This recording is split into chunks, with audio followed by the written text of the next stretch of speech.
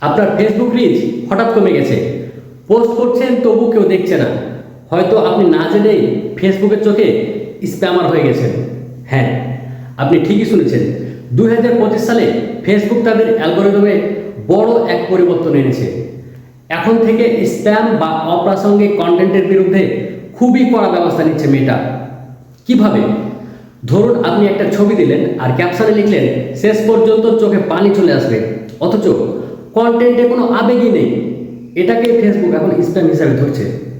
আর শুধু ক্যাপশন নাই, যদি আপনি বারবার একই কন্টেন্ট পোস্ট করেন, একাধিক পেজ থেকে শেয়ার করেন, বা শুধু ভাইরাল হওয়ার জন্য ভুলভাল কৌশল ব্যবহার করেন, তাহলে ফেসবুক আপনার পোস্টের রিচ কেটে দিচ্ছে। এমনকি মনিটাইজেশনও বন্ধ করে দিতে পারে। মেটা এখন চায় একটা ক্লিন মানসম্মত কন্টেন্ট প্ল্যাটফর্ম। তারা অরিজিনাল ভ্যালু দেওয়া কন্টেন্টকে প্রাধান্য দিচ্ছে।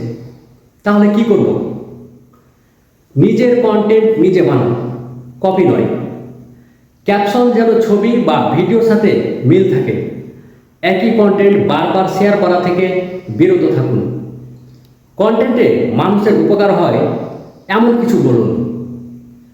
আপনি যদি একজন কন্টেন্ট ক্রিয়েটর হয়ে থাকেন, তাহলে এখনই সময় বদলানোর। না হলে আপনার কন্টেন্ট হয়তো কেউই দেখবে না। ভাইরাল হওয়ার চেয়ে বিশ্বাসযোগ্য হওয়াটা আজকের দিনে অনেক বড় একটা ব্যাপার।